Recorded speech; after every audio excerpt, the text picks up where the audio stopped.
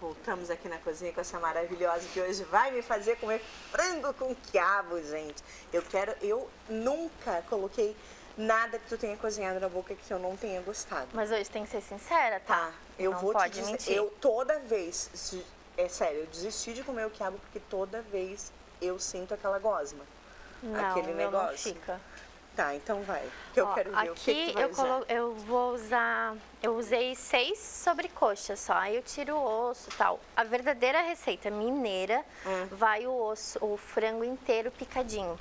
Com Então, osso e tudo? vai tudo, todo o peito, aquela parte aqui, aquele negócio, os ossinhos, aquela tudo. costelinha, aquele negócio lá, Leandro fez ontem à noite na casa, gata. O frango é inteiro. Tá. Eu gosto de fazer assim, a receita, quando eu comi a primeira vez, eu comi essa receita. Eu comi aqui em Joinville, inclusive. Mas quando eu fui para Minas, eu comi o frango todo inteiro. E o meu pai é mineiro, ele ficou admirado que o meu não tem baba. Eu quero ver, gente. Eu acredito em ti, eu acredito. Ó, 2 colheres de banha, tá? Eu adoro a comida da Ed que ela faz com banho, gente. Boa comida mineira, por favor, tá? Bem casa caseira. só banha que a gente usa. Eu tenho várias aqui que eu queria tirar, inclusive. Quem não quer, né? Depois nós vamos... Tá bom, vem pra cá. Aí 2 dentinhos de alho. 2 dentinhos de alho picadinho já ali. Picadinho. Uma cebola média. Aí já começa aquela judiaria do cheiro, entendeu? A combinação perfeita, né? Ai, gente. Aqui eu puxo pro ladinho, que aí eu deixo refogando junto com o frango para dar mais sabor dos temperos aqui, para não perder tudo. Aqui eu temperei o frango com sal, pimenta e limão, para tirar aquele gosto do frango, assim. Eu gosto sempre de pôr limão. O limão faz isso? Ele tira aquele gosto, sabe? Tá. Aí aqui agora eu tenho que deixar fritar bem fritadinho. Bem refogadinho. Por que a escolha da sobrecoxa? Eu acho uma carne mais saborosa, né? O peito é mais sequinho, não é? O peito, só o peito não fica legal nessa receita. E eles desmancham, a coxa ela é mais firme, então ela não vai desmanchar. Como eu disse, tu pode usar a coxa inteira, tu não precisa tirar o osso, tanto é que o osso dá um sabor mais gostoso. Tu pode deixar com o osso, tu pode usar o frango inteiro, cada um não tem o jeito certo do frango. Eu gosto assim porque fica mais prático. É mais saboroso também essa carne em si, mas se quiser colocar um franguinho inteiro... Mas todo mundo que gosta de fazer as partes do frango fala da suculência da sobrecoxa. A sobrecoxa ela é muito mais saborosa, né? Particularmente é a melhor parte do frango, né? Sério? Eu já vou no peito seco. Peito é seco, né? O meu filho não come outra parte do frango que não seja o peito. Capaz. Não, eu como qualquer coisa, gente. Eu botou brita aqui com comida, eu como. Bem temperadinha, né? Vai, bem temperadinha. Se for a Ed fizer, então. O que era o outro que eu não gostava? É a coxinha abobrinha. da asa, gente. Coxinha da asa é gostoso, mas eu não consigo receita com ela. Eu faço uma com... Eu asso ela no frango, eu faço um molho barbecue em casa, coloco ela no barbecue com bastante pimenta e deixo assando. Tá. Barbecue caseiro, tá? Não esses industrializados. Que tu faz com um tomatinho, coisinha? O barbecue é ketchup, pimenta e açúcar mascavo. Gente. Lá em casa nasceu um pé de tomatinho. Eu vou botar lá as fotos pra vocês verem na minha rede social. Uma delícia, vou ter que arranjar né? alguma coisa. Como nasceu do nada? Alguém jogou semente de tomate no meu pátio e nasceu, guria, no meio do pátio, do nada. Faz um risoto. Aí coloca o tomatinho com o manjericão. Ai, gente. Não, fica uma delícia. Faz com o tomatinho que eu vou tirar lá do meu pátio. Então eu faço. Semana que vem, né? Dia 28 a gente tem um jantar, gente. Depois eu vou botar lá nas redes sociais pra vocês acompanharem. Esse é o teu principal trabalho agora, né, Edi? Isso, fazer os eventos focado assim. Em evento, né? Em evento. Até porque agora essa época do ano Tem muita confraternização de empresa, tem de família, de amigos, amigos secretos. A agenda de dezembro já está quase toda fechada. Graças a Deus. Aproveita aí. Não vai pra cozinha nesses teus eventos aí, tá, gente? Por favor. Chama ele, mas não vai cozinhar Vai pra cozinhar. A gente fica envolvida querendo agradar todo mundo e perde a festa, Não curte nada, né? E esse diferencial agora tá bem alta, né? Porque todo mundo quer curtir amigos, quer ir. Sair às vezes se torna até mais caro, né? Claro, guria. Então você reúne na tua casa ali, não tem problema de... Não se preocupa com louça, com Vocês nada. levam tudo? Levamos tudo. De... Levamos os ingredientes, os utensílios, se for preciso levamos as louças, tudo. Se precisar de garçom, nós também contamos com uma equipe de garçons. Boa, levamos tudo para você não se incomodar com nada, curtir o teu jantar. Coisa gostosa. Aí vai nessa panelinha aí, ó, Isso. que a Ed colocou a banha, colocou o alho, a cebola. Isso, e aí, o frango. quanto? 6? Tem 6 sobrecoxas. Tá. Aqui dá uma porção para 3 pessoas. 3 pessoas que não estão morrendo de fome que nem a Renata. Não, 3 pessoas que comem bem, assim, já tranquilo. Não almocei, gente, não é sempre que dá tempo de almoçar nesse programa. Que eu chego aqui meio-dia, e em vez de almoçar, eu fico fazendo um monte de coisa, respondendo a galera. Quando eu vejo, tá na hora do programa, eu ainda não almocei. Aí chega nessa hora que tu tá sofrendo em casa, meu bem, assistindo, eu também tô. Imagina o cheirinho. A gente tá sofrendo junto. Olha aqui. Aí depois me xingo dizendo, não, mas tu vai provar, né, Renata? A gente não. Não. Olha isso, gente. Ed, tem um ponto específico para colocar aqui eu tenho que deixar, aqui agora o frango tem que dar uma boa fritadinha aqui, boa refogada, assim, diminuir essa água. Tá. Aí depois eu vou acrescentar o urucum, a pimentinha e o tomate ainda depois. Aí depois vai formar um molhinho, aí quando tiver esse molhinho, eu acrescento o quiabo. Ah, então não é agora. Não, não é, ainda vai demorar aqui. Então eu vou lá no sofá bater um papo. Isso. Quando tu tiver no ponto de colocar o quiabo, eu te aí chamo. tu me avisa. Daqui tu vai esperar secar e tu coloca o quê? Isso, o urucum, que é o coloral, né? A pimenta calabresa, que eu sei que tu ama. Amo. E 2 tomates italianos picadinhos. Picadinho, é só isso que tu vai acrescentar aqui. Isso, só pra isso. dar o ponto, quando chegar no ponto de colocar o quiabo, tu Eu nos te chamo. avisa. Isso. Nós vamos lá no sofá então bater um papo. Já vem, tá, Ed? Nós vamos deixar. conversar agora com essas duas pessoas maravilhosas que estão aqui para contar pra gente sobre Revolução Alemã, o lançamento de um livro, é isso?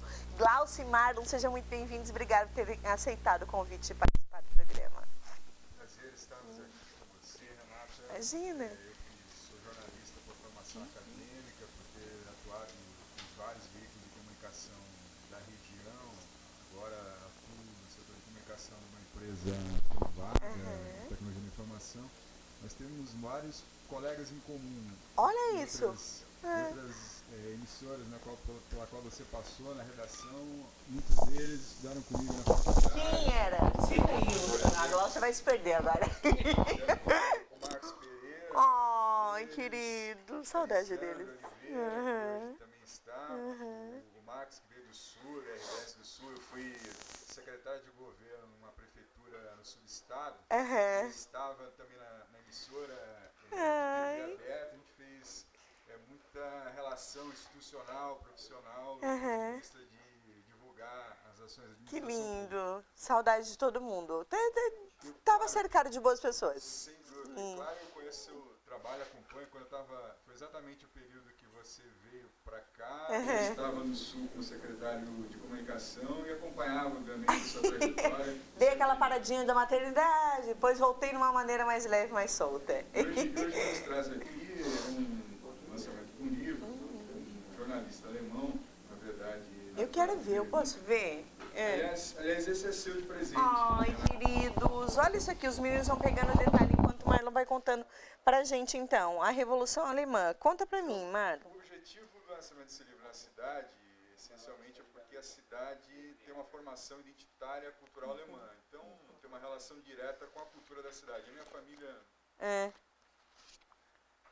A gente trocou aqui os microfones, por isso que deu esse silêncio aí para tu em casa. A minha família é de origem alemã, então, como boa parte das pessoas que são naturais da cidade, tem toda uma relação com a Alemanha, muitos dos quais nossos avós, bisavós, são naturais da própria Alemanha. Então, tem toda uma relação com a cidade, com a constituição cultural desse município. De conhecimento, na verdade, de onde a gente veio, né? O pessoal que tem aí, eu não tenho origem alemã, gente, mas eu tenho um monte de amigos que têm essa origem alemã e Joinville, a grande maioria da população é de descendência alemã, né? Exatamente.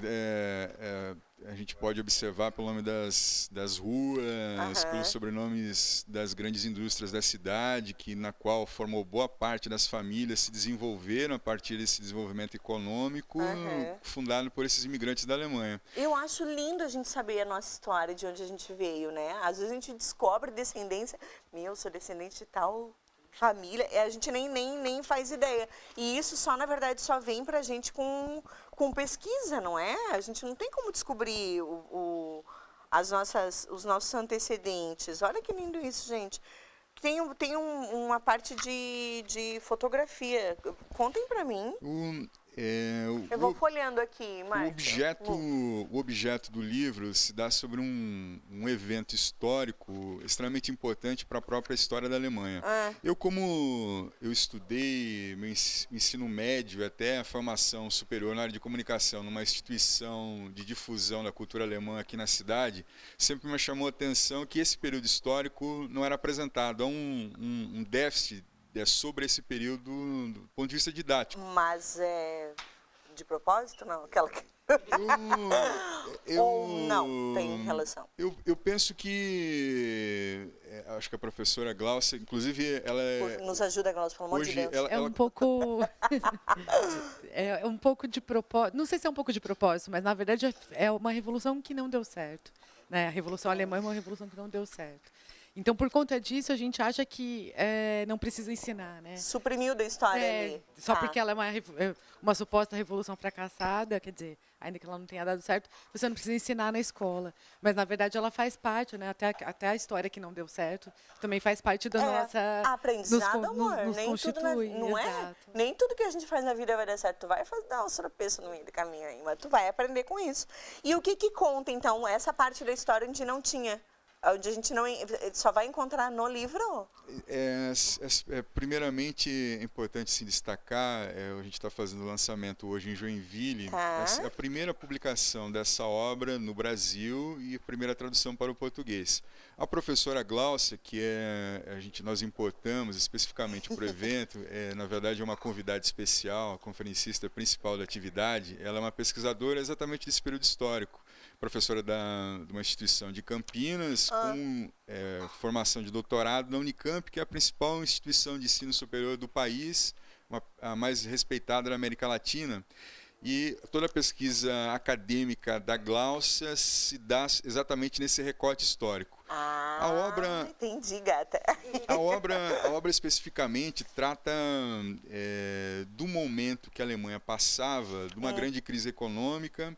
Além disso, era um governo fundamentado em ataque às liberdades democráticas, liberdade de imprensa, a brutalidade em repressão à própria sociedade, à própria população daquele país. Então, há uma relação de aproximação conjuntural, ou seja, com o cenário político na qual passa a Europa e, de certa forma, o Brasil, no que se refere ao ataque às liberdades democráticas. Por isso, o objetivo de a gente fazer o lançamento nesse momento, e por isso também a publicação dessa obra no Brasil, para a gente tentar tirar algumas lições do que se passou nesse momento na Alemanha. Entendi. E teve interferência no Brasil, um pouco dessa história, ao longo dos anos? Glaucia, tu acha que isso interfere na nossa história também? É importante para a história do Brasil também. Na verdade, é importante para a história da humanidade, o que aconteceu na Alemanha, porque também tinha sido uma espécie ela foi muito esperada, né? Foi uma revolução muito esperada. Depois da Revolução Russa, o levante dos trabalhadores, o levante da da classe popular na Alemanha foi muito esperada. É como se fosse uma consequência dos fatos, né, da liberdade dos povos, e que a Alemanha daria continuidade para a luta da emancipação da população do mundo. Então, por conta disso, no Brasil também teve alguma expectativa de que ela fosse se desdobrar e garantir a liberdade da humanidade toda, mas infelizmente ela não, infelizmente por vários motivos, né, que envolve a social-democracia, ela também não se desdobrou. Mas foi criado um grupo no Brasil, em São Paulo, que se inspirava muito nos militantes alemães, né, que era um grupo que tinha o Mário Pedrosa, né, que tinha outros militantes de esquerda que se inspirava muito naquilo que tinha acontecido na Alemanha. Olha isso, gente. Interessante do ponto de vista do autor, ele é um jornalista alemão, ele, na verdade, a formação primeira dele era em direito, então ele era advogado. Exatamente pela ascensão do nazismo, ele tem que parar com essa atividade de advogar. Exatamente porque as liberdades, o Estado democrático de direito haviam sido interrompidos com a ascensão do nazismo na Alemanha. Ele se exila na Inglaterra, especificamente em Londres, e a noiva dele era judia. Então, com a perseguição que os alemães faziam aos judeus naquele período, ele adota um pseudônimo. Então, o nome real dele era Raimundo Pretzel. Essa é uma história extremamente interessante. Ele adota um pseudônimo porque, como a família da noiva havia ficado na Alemanha, para não expô-los, para protegê-los, ele adota um pseudônimo para continuar publicando na Inglaterra as atrocidades que aconteciam na Alemanha, em Berlim. Olha isso. E isso tudo conta, narra no livro. Agora sim, o fundamental é que uma obra que combate essa agressão que é feita com uma parte da população, no sentido para a gente observar qual é o prejuízo que a sociedade tem quando as liberdades democráticas são subtraídas da população. Então, o resultado que se observa nesse período na Alemanha é uma verdadeira tragédia. É um ano que estava suprimido aí de... Eu gosto disso. A gente não pode ter informação diminuída em nenhum dos âmbitos da nossa vida. Vocês traduziram, deixa eu entender, foi feita a tradução para o português e é a primeira vez que essa obra, então, essa história está chegando aqui no nosso país, isso? Exatamente. Agora, sobre o aspecto da narrativa da obra, é importante que originalmente frisar, destacar, que originalmente ela foi publicada numa série de artigos no jornal alemão de Berlim, na revista Stern, precisamente, nos anos 60. Foi uma série de reportagens, como a gente chama no jargão jornalístico, publicados nessa revista na Alemanha e, posteriormente, publicado em livro, que é essa obra que é traduzida agora para o português. Entendi. Agora estou entendendo. Agora, o fundamental daquele momento da Alemanha, que a Alemanha era um império, não era constituído como uma república na qual nós conhecemos hoje, e a população era brutalmente oprimida, tanto do ponto de vista físico como do ponto de vista econômico. O que acontece nesse momento, que ao fluxo da revolução que acontecia na Rússia, os alemães também começam a desenvolver uma série de mobilizações, movimentações, organizações para reivindicar os seus direitos, as liberdades democráticas, direitos sociais. Esse movimento é tão organizado, tão intenso, que consegue derrotar o Império da Alemanha e instaurar uma república. Então, ele fracassa logo em seguida, mas ele tem uma grande vitória, né, que é derrotar aquele império e instituir uma democracia no determinado período. Além dessa narrativa desse período histórico, a gente vai observar o que esse movimento proporciona para a República da Alemanha atual, né, para a Constituição de 49, para a Constituição Democrática da Alemanha que existe hoje. Então, é uma reflexão própria das ciências políticas, por que determinados países têm poucos períodos de tempo de democracia e logo caem numa ditadura.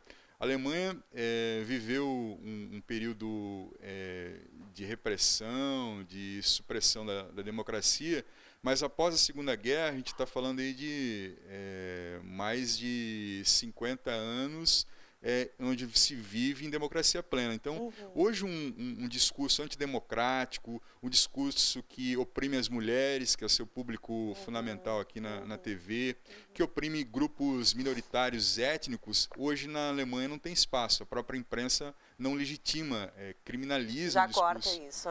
Criminaliza um discurso que faz alguma referência a algum tipo de opressão a gênero, a etnia. Então, esse movimento acaba constituindo essa sustentação da democracia pela qual a Alemanha vive hoje. Gente, que aula de vocês, cara. Eu tô encantada com isso, porque a informação que chega pra gente é muito por cima de tudo, não é? Ela não é aprofundada. E a gente muitas vezes cria julgamentos e pensamentos sem saber da história verídica, né? Hoje tem um lançamento desse livro, mas a gente quer essa aula de vocês juntos. Não dá para ter só o livro. Vai ter um bate-papo? Como é que vocês vão fazer o encontro? São 4 conferencistas no lançamento do livro numa instituição educacional hoje à noite. Eu sou um dos conferencistas para falar um pouco sobre a teoria de ação política, a teoria econômica que era debatida no parlamento da Alemanha naquele momento. O cônsul honorário da Alemanha estará presente também, o cônsul honorário da Alemanha de Joinville, que é o Dr. Rodrigo Bornholm, que é doutor em Direito de Relações Sociais. Além disso, nós temos o diretor do Arquivo Histórico de Joinville, que é o Dionei Cunha. Que é o chefe do meu marido. Ele esteve na cidade de Weimar ano passado, na Alemanha, e ele exatamente foi o cenário, essa cidade da Alemanha, onde se deu a Revolução Alemã. E coincidentemente ou não, ou tendo uma relação direta, também é onde há a ascensão do nazismo nos anos 30. Então a Revolução Alemã se dá em 1918, 1919, e a ascensão do nazismo se dá em 1938 até o final da Segunda Guerra. O Dionei esteve lá e vai contar um pouco como é que é esse município. E claro, como eu citei no início, a nossa convidada especial, a professora Gláucia Fracaro, que vai desenvolver especificamente esse movimento operário, como é que se dá a participação inclusive das mulheres, que é o principal recorte da pesquisa dela. Maravilhosa, obrigada. Como é que se dá essa liderança dentro do movimento popular para se instaurar essa revolução. Além disso, a professora Gláucia, ela é uma pesquisadora do feminismo no Brasil, esse conceito de feminismo, e tem inclusive um livro publicado tratando desse tema. Sim, eu trouxe para você, Renata. Gente do céu, eu vou chegar em casa hoje e meu marido é historiador e é funcionário do Arquivo Histórico. Aí ele senta e eu digo para ele, amor, me conta um pouco, né, das coisas do passado, como é que a gente chegou a esse mundo louco. E ele fala muito dessa linha que vocês estão falando aqui. Não posso falar nada partidário aqui, gente. Mas ele tem uma luta muito forte a favor do feminismo. E ele me ensinou, me abriu os olhos para muitas coisas que a gente não enxerga. Porque a gente é tomado de tanta informação que tu não sabe nem de onde vem, que a gente não se dá conta dos nossos atos, das nossas falas, né? Muitas vezes sem querer, e a gente acaba sendo reforçando o movimento machista que a gente precisa desconstruir. Obrigada, meu bem.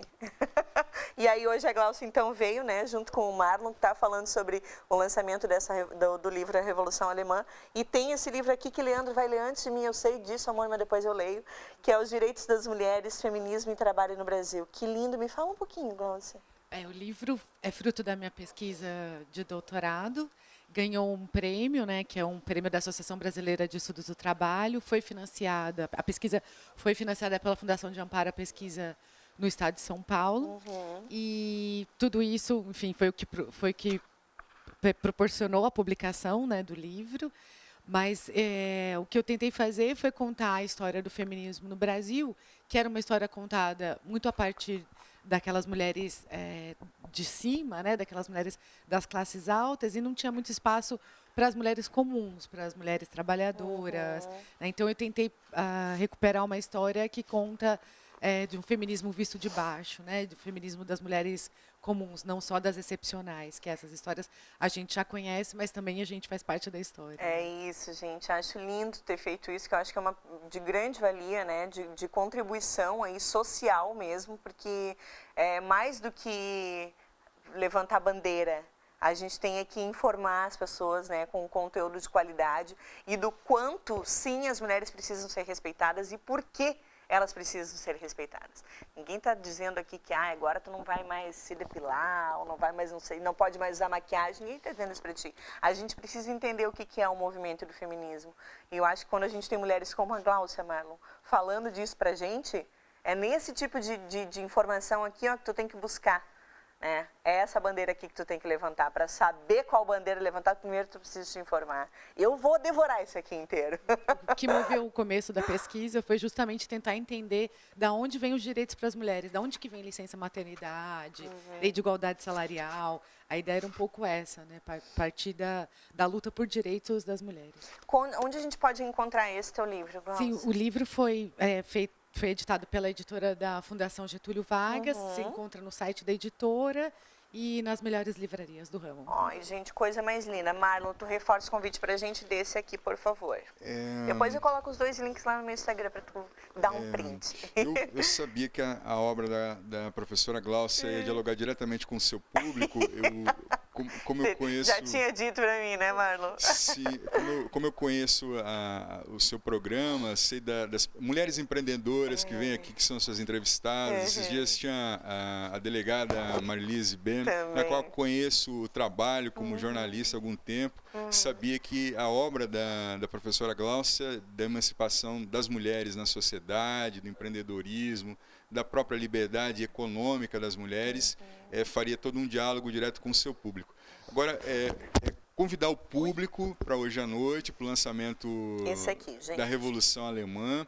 Vai ser às 19h30 na Universidade da região de Joinville, especificamente no colégio da Univille, que é o nome do auditório. O espaço pertence à universidade, mas o nome do auditório tem esse nome, Colégio da Univille. Convidar todos, é gratuito, aberto ao público. Estarão presentes alguns cursos da própria instituição, cursos de Direito, curso de História, os conferencistas na qual eu me referi. E o principal objetivo, tá certo, é a gente fazer uma reflexão sobre esse período para a gente tentar evitar essas atrocidades que foram realizadas naquele momento com a ascensão do nazismo. Então, nós observamos aí um ataque às liberdades democráticas. Então, o objetivo é a gente fazer exatamente a reflexão teórica sobre esse período e nós combatemos o ataque às liberdades democráticas em todos os sentidos. A supressão de direitos sociais, a supressão de direitos trabalhistas e as liberdades de pensamento, de expressão. Esse é o objetivo central do lançamento desse livro e convido você também e todo o seu público, Renata, para estar presente para a gente fazer essa reflexão coletiva hoje à noite. Que horas começa, Marlos? 19h30, 7h30 da noite. A gente está esperando por vocês lá, tá? E depois eu boto os links ali, então, para vocês também conhecerem um pouco mais do trabalho da Gláucia. Esse aqui tem um bate-papo bem bacana que não pode perder, amor. Isso aqui é um convite de reflexão mesmo, como o Marlon está dizendo, Renato, não é? Se me permite, eu gostaria de agradecer ao Consulado Honorário da Alemanha, que possibilitou a realização dessa atividade, ao Theo Mates, ao próprio Univille, o curso de História da Univille, que foi extremamente importante, e a Fundação Rosa Luxemburgo, que é a fundação da Alemanha de defesa dos direitos humanos, que também está apoiando institucionalmente essa atividade. E, sobretudo, agradecer você e a esse espaço e a professora Gláucia, que é a nossa convidada especial, ter vindo aqui para compartilhar o conhecimento, a pesquisa dela conosco e com toda a sociedade de Joinville. Eu que agradeço a tua presença aqui. Espero que tu volte mais vezes, trazendo mais informação de qualidade pra gente, Marlon. Obrigada mesmo de coração. Gláucia, nem sei como te agradecer, tá? A contribuição de vocês hoje pra gente foi fundamental para o nosso crescimento. Quanto mais a gente tiver informação de qualidade, melhor. E é isso que eu quero trazer aqui no programa. Obrigada mesmo. Derruba as coisas, Martinelli. É assim mesmo quando o programa é ao vivo. Gláucia, obrigada, tá? Quando vieres a Joinville, volta aqui no programa, a gente está sempre de coração aberto para te receber. Sim, muito obrigada. Obrigada aos dois. Obrigado. Eu vou dar um recadinho agora da Soritec para vocês. Olá, hoje eu gostaria de lhe fazer um convite, uma mudança de vida. Você que não terminou seus estudos em tempo hábil, gostaria de terminar o seu ensino médio, venha conhecer a Soritec. Nós temos a modalidade de educação de jovens e adultos supletivo com aulas uma vez por semana. Além disso, você pode fazer junto com o supletivo um ensino técnico, paralelo ao seu ensino médio. Cursos de fabricação mecânica, eletromecânica, curso de soldagem e manutenção automotiva são fáceis e rápidos. Um curso que tem duração de 1 ano e meio a 2 anos, com aulas semipresenciais, 2 vezes por semana. Professores que estão acostumados com o mercado de trabalho, que conseguem linkar teoria e prática com o que você vai encontrar dentro da empresa. A área de recursos humanos, que é voltado para a área de recrutamento e seleção, desenvolvimento de pessoas, a área de treinamento, direito trabalhista, cálculo trabalhista. A área de contabilidade também, o curso técnico de contabilidade, ele é voltado para demonstrações contábeis, fiscal, comercial, custos. E nós temos o curso técnico em vendas, que foi criado junto com as empresas conforme a necessidade de mercado, voltado para a área de marketing, negociação e atendimento ao cliente. Você pode estar estudando e se preparando para o mercado de trabalho, é isso que as empresas necessitam. Você qualificado, bem preparado para o mercado de trabalho, você não fica fora dele. Se você não pensou ainda o que vai cursar esse ano, mas tem vontade, compareça em uma de nossas unidades, converse com um dos nossos consultores, tire a dúvida de qual caminho seguir na sua carreira e faça a diferença no mercado de trabalho. Destaque seu currículo com a Assessoritec. Tá aí na tua tela, meu bem, 34510400, o telefone para tu se tornar um profissional de sucesso. Renata, eu não sei o que eu vou fazer da vida. Eu vou ainda pensar no que eu quero fazer, qual é a área que eu vou seguir. Primeiro tu vai pegar o teu telefone e vai marcar aí, ó, 34510400. Aí tu vai ligar lá na Assessoritec e vai dizer assim, eu vi que a Renata falou dos cursos lá e que eu cabe no meu bolso. Esse é o mais importante. E não tem um dinheiro sobrando, amor. Tu vai pegar aí o teu dinheirinho e vai investir no teu futuro, tá? Dinheiro que vai caber aí no teu orçamento. Tu escolhe o curso, dá um rolê por dentro da Assessoritec, vai conhecer a grade curricular, os professores, o que a gente te oferece lá. Curso para tu terminar o teu ensino médio, curso de graduação, pós-graduação. Eu quero só um curso técnico, Renata. Curso técnico tem também, qualificação profissional, é o que tu tá precisando aí, tá? Só tu ligar lá, 34510400 e marcar com o pessoal para tu conhecer a instituição. Depois, meu bem, tu me manda uma mensagem me dizendo o que tu achou. E eu tenho certeza que tu vai gostar. A gente só recebe profissionais de sucesso nesse programa. Não é, Fábio? Tudo bom? Fábio tava a mulher dele agora há pouco, a Aline, conversando com a gente aqui sobre maternidade, não é? Exatamente. Como é que é em casa, aquela loucura, escutando, mulherada falando o tempo todo sobre maternidade? É um privilégio poder, né, ser o companheiro e pai de mais 2, né, aprendizes de Alininha também. A gente quer essa mulherada fazendo sucesso na vida. Fábio vai falar pra gente sobre um assunto que eu não conhecia, Fábio, mutismo, é isso? Muita gente não conhece, né, e por isso que a gente ainda está no mês de conscientização do mutismo seletivo. Gente, então vamos fazer o seguinte, vou botar o Fábio lá sentadito no sofá. Vem cá, Fábio. Senta lá no sofá que depois do intervalo a gente vai te contar tudinho, vai te trazer todas as informações sobre o mutismo e aí tem o resultado também. Ainda tá no processo ainda, né, Ed? Não deu tudo ainda, amor, ó. Foi pega com as calças curtas, meu bem, olha aí, ó. A Ed, ela atrasa o processo, que é para eu poder chegar e pegar o ponto correto, não é? Tá, amor, depois do intervalo a gente vai lá então ver como é que tá esse nosso quiabo aí. Não sai daí!